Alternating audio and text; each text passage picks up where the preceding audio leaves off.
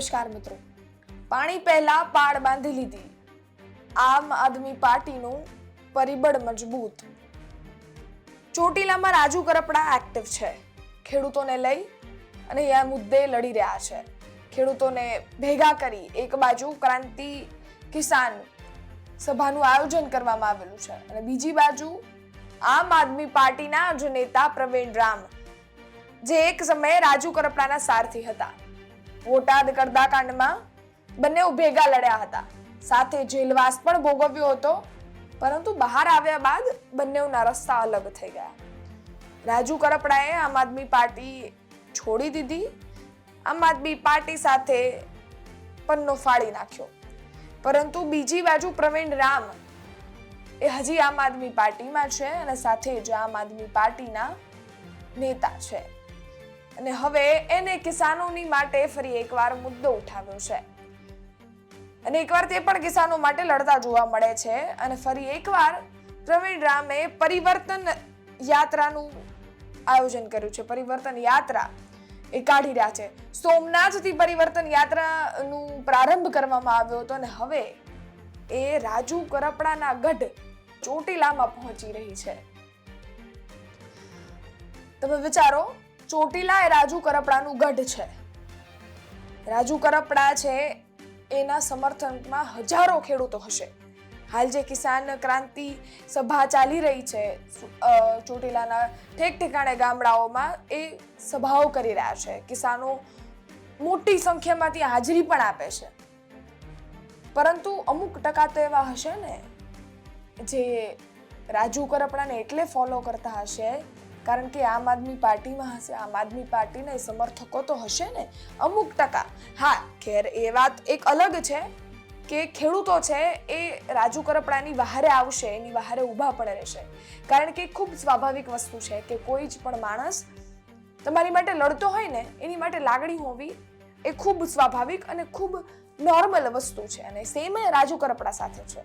રાજુ કરપડા અનેક ખેડૂતોના મુદ્દે લડ્યા છે. એ પછી બોટાદ ગરદાકાંડ હોય કે ખેડૂતોને પાક વીમાની વાત હોય, અનેક કોઈ જ પણ ખેડૂતોના મુદ્દા માટે રાજુ કરપડા આગળ હોય. પહેલા એ બિન રાજકીય રીતે લડતા હતા અને હવે ત્યારબાદ એ આમ આદમી પાર્ટીમાં જોડાયા. આમ આદમી પાર્ટીમાં જોડાયા બાદ બોટાદ ગરદાકાંડમાં જેલ અને ત્યાંથી બહાર આવીને આમ આદમી પાર્ટી સાથે છેડો ફાડ્યો તો ફાડ્યો જ, પરંતુ આમ આદમી પાર્ટી ઉપર તેમને આકરા પ્રહાર પણ કર્યા. આકરા પ્રહાર કરતા તેમને ગોપાલ લટાલ્યા અને તેમજ પાર્ટીને પણ એવું કહી દીધું કે જે અપેક્ષા હતી એ પૂર્ણ નથી થઈ એટલે પાર્ટી છોડી રહ્યો છું, પરંતુ હું ખેડૂતો માટે લડવાનું બંધ નહીં કરું, એવું રાજુ કરપડા દ્વારા કહેવામાં આવ્યું હતું. સાથે પણ એવું જ કહેવામાં આવ્યું કે આવનારા સમયમાં એ કોઈ રાજકીય પક્ષ સાથે જોડાઈ શકે છે, પરંતુ હાલ તે નથી જોડાયા. હાલ કોઈ જ અપડેટ નથી. પરંતુ આ બધાની વચ્ચે પ્રવીણ રામ એક્ટિવ છે. ભાઈ, પ્રવીણ રામ ખેડૂતોના મુદ્દે લડી રહ્યા છે.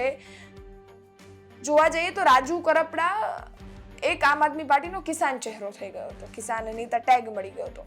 એટલે રાજુ કરપડા તો જતા રહ્યા છે, પરંતુ હવે ખેડૂતોના મુદ્દે કોઈ લડવા વાળું તો હોય ને, તો એ આમ આદમી પાર્ટીમાંથી પ્રવીણ રામે મુહિમ લીધી છે. પરિવર્તન યાત્રા કાઢી છે, સોમનાથથી ચાલુ થઈ છે અને હવે એ ચોટીલા પહોંચવાની છે. ત્યારે જોવું રહેશે કે ચોટીલા આ યાત્રા પહોંચશે. પ્રવીણ રામ અત્યાર સુધી જેટલી પણ પરિવર્તન યાત્રાઓ કાઢી એમાં ખૂબ મોટી સંખ્યામાં ખેડૂતોએ હાજરી આપી છે. એને કોઈ શંકાને સ્થાન નથી. પરંતુ ચોટીલા એક એવો ગઢ છે જ્યાં રાજુ કરપડા કહેવાય કે રાજ કરે છે. એના ખેડૂતોમાં રાજુ કરપડાનું દિલ છે. રાજુ કરપડા પર એના ખેડૂતો વહારે છે અને હવે ત્યાં પ્રવીણ રામ જઈ રહ્યા છે. પ્રવીણ રામ ત્યાં સભા પણ લેશે, યાત્રા પણ કાઢશે, ખેડૂતોને ભેગા કરવાની મહેનત પણ કરશે. તમે એ પણ જોયું હશે, રાજુ કરપડા એવું પણ કહ્યું હતું કે ખેડૂતોને લઈને કોઈ જ પણ પક્ષ વાત કરતો હોય તો ખેડૂતોને જવું જોઈએ.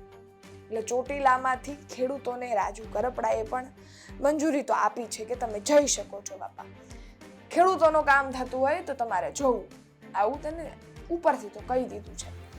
પરંતુ હવે અહીંયા પ્રવીણ રામ જાય છે ચોટીલામાં. એ રાજુ કરપડાનો ગઢ છે. પ્રવીણ રામ અહીંયા જઈને શું બોલે છે કેમ કે ઈ પણ રાજુ કરપડા ઉપર પ્રહાર કરે જ છે. જ્યારથી રાજુ કરપડાએ આમ આદમી પાર્ટી છોડી અને ગોપાલ ઇટાલિયા પર પ્રહાર કર્યા અને પ્રશ્નો ઉઠાવ્યા, ત્યારથી પ્રવીણ રામે પણ રાજુ કરપડાને લઈને અનેક પ્રશ્નો ઉપાડ્યા છે, સવાલો પણ કર્યા છે અને પ્રહાર પણ કર્યા છે. હવે ચોટીલામાં પ્રવીણ રામ જતા હોય એ પણ કિસાનોના, ખેડૂતોના મુદ્દે, એટલે વાત કરવી ખૂબ અગત્યની હોય.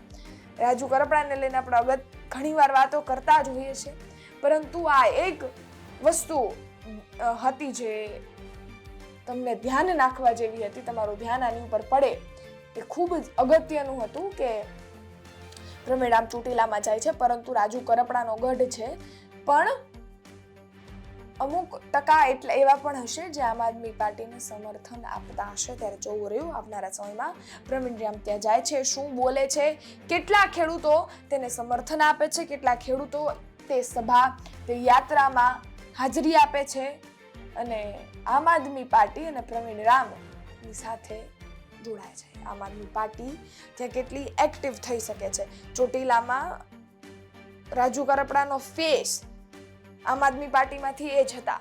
હવે એની પછી ચોટીલામાંથી કોણ આમ આદમી પાર્ટીને કોણ ત્યાં શું કહેવાય રજૂ કરશે, કે આમ આદમી પાર્ટી ને કોણ આમ આદમી પાર્ટીથી કોણ ઊભું રહેશે, એ પણ એક સવાલ છે. આમ આદમી પાર્ટીનો ચોટીલાનો ચહેરો કોણ બનશે, એ પણ સવાલ છે. બધા જ સવાલોની વચ્ચે પ્રવીણ રામ જઈ રહ્યા છે, ખેડૂતોના વહારે ઊભા રહેવાની વાત કરી રહ્યા છે અને તેમજ યાત્રાનું કહેવાય કે ચોટીલા સુધી પહોંચાડવાની વાત થઈ રહી છે. જોવું રહ્યું આવનારા સમયમાં પ્રવીણ રામ કઈ રીતે આ યાત્રામાં બોલે છે, પહોંચાડે છે. રાજુ કરપડા આ બાબતે કઈ રીતે એક્શન અને કઈ રીતે રિએક્શન આપે છે એ આવનારો સમય બતાવશે. ત્યાં સુધી આ જે પણ વસ્તુઓ ચાલી રહી છે ચોટીલાની, પ્રવીણ રામની, રાજુ કરપડાની, તેને લઈને તમારો શું અભિપ્રાય છે એ તો કોમેન્ટમાં ચોક્કસથી લખજો જ, કારણ કે તમારા અભિપ્રાય અમારા સુધી પહોંચવા એ ખૂબ અગત્યના છે ને ખૂબ જરૂરી પણ છે. એટલે તમારું શું માનવું છે આ વસ્તુને લઈને અમારા સુધી ચોક્કસથી પહોંચાડજો, કોમેન્ટ બોક્સમાં કોમેન્ટ કરજો. અને હા, હજુ સુધી ચેનલ સબસ્ક્રાઇબ ન કરી હોય તો સબસ્ક્રાઇબ કરજો. સાથે જ માહિતી પસંદ આવી હોય તો લાઈક શેર કરજો. શેર એટલે કરજો કે લોકોને આ વસ્તુથી માહિતગાર કરજો. ચોટીલાની બેઠકમાં જે પ્રશ્નો ઊભા થઈ રહ્યા છે આમ આદમી પાર્ટીને લઈ, આમ આદમી પાર્ટીનો ચહેરો કોણ બનશે તેને લઈને પ્રશ્નો ઊભા થઈ રહ્યા છે, તેનાથી લોકોને વધારેમાં વધારે માહિતગાર કરજો. અને ફેસબુક અને ઇન્સ્ટાગ્રામ પર જોઈ રહ્યા છો તો ફોલો કરી દેજો. ધન્યવાદ.